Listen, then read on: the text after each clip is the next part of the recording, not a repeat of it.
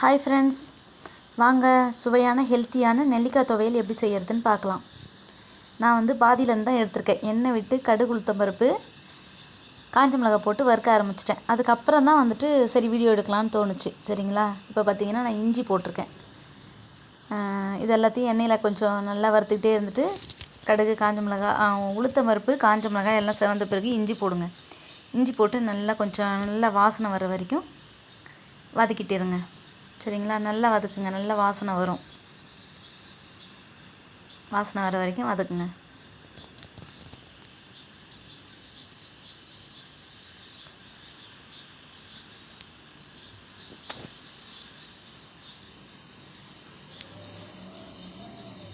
அதுக்கப்புறம் நம்ம சுத்தம் பண்ணி எடுத்து வச்சுருக்க நெல்லிக்காய் எல்லாத்தையும் பொடி பொடியாக கட் பண்ணி வச்சுருக்கோம். அது எல்லாத்தையும் ஒன்றா போட்டு வதக்க ஆரம்பிச்சிடலாம்.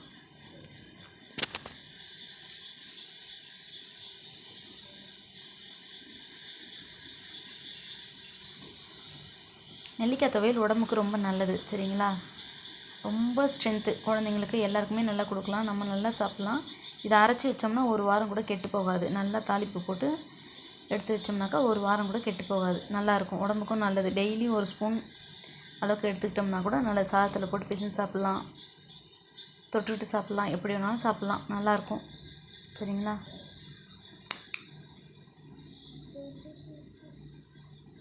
இப்போ அதுக்கு தேவையான கொஞ்சம் புளி, ஒரு சின்ன எலுமிச்சம்பழம் அளவுக்கு புளி போட்டிருக்கேன் நான். நெல்லிக்காய் பார்த்திங்கன்னா ஒரு 35-40 நெல்லிக்காய் போட்டிருக்கேன் நான். சரிங்களா, 10-15 காஞ்ச மிளகாய் போட்டிருப்பேன். நல்லா ஒரு பெரிய துண்டு இஞ்சி போட்டிருக்கேன். தேவையான அளவுக்கு உப்பு போட்டுக்கலாம்.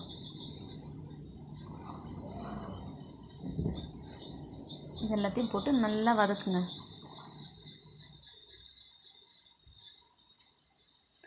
கடலைப்பருப்பும் உளுத்தம் பருப்பும் தலா 2 ஸ்பூன் போட்டிருக்கேன். சரிங்களா, இது எல்லாத்தையும் போட்டு நல்லா இந்த நெல்லிக்காய் கொஞ்சம் அரை வேக்காடு வர்ற வரைக்கும் நல்லா வதக்கிடுங்க.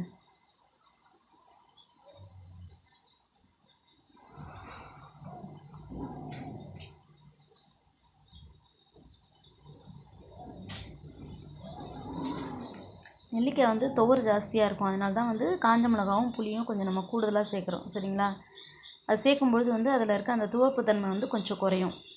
அப்போ சாப்பிட்றதுக்கு நல்லாயிருக்கும். ஒரு பிடி கருவேப்பிலை சேர்த்துக்குங்க. போட்டு அதையும் நல்லா வதக்கிடுங்க.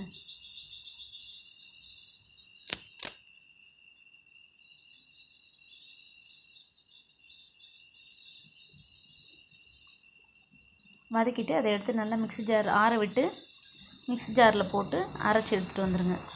இப்போ நான் கடாய் வச்சு கடுகு உளுத்தம் பருப்பு போடுறேன்.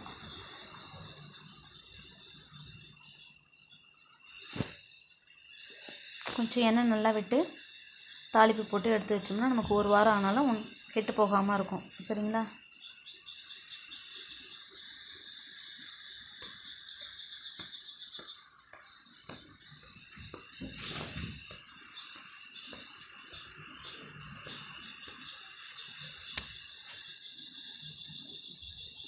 கடுகு பொரிஞ்சிருச்சு. சும்மா 2 கருவேப்பிலை போட்டுட்டு நம்ம அரைச்சி வச்சுருக்கேன் அந்த நெல்லிக்காய் துவையில் அதில் சேர்த்துக்கலாம்.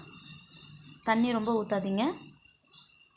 எப்படி நம்ம அரைச்சோமோ அது கொஞ்சம் மிக்ஸி ஜார் மட்டும் கழுவி விட்டுக்குங்க போதும். நிறைய தண்ணி வேண்டாம்.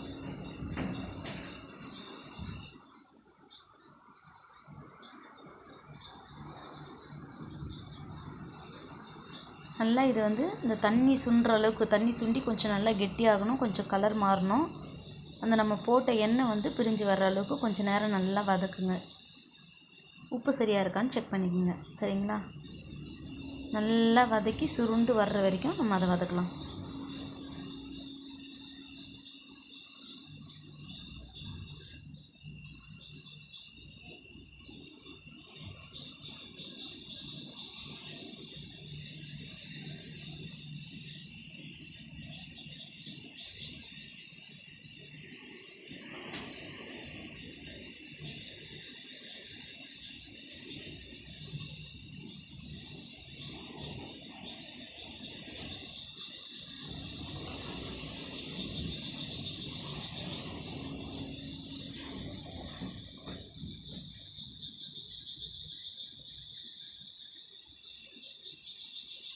நல்லா சுருண்டு வருது பார்த்திங்களா.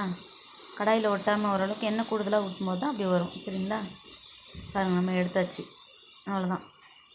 பாக்ஸில் போட்டு வச்சிட்டோம்னா இது ஒரு வாரம் ஆனாலும் கெட்டு போகாது, உடம்புக்கு ரொம்ப நல்லது. வாங்க சாப்பிடலாம். வீடியோ பிடிச்சதுன்னா லைக் பண்ணுங்கள், ஷேர் பண்ணுங்கள், கமெண்ட் பண்ணுங்கள், சப்ஸ்கிரைப் பண்ணுங்கள். தேங்க்யூ.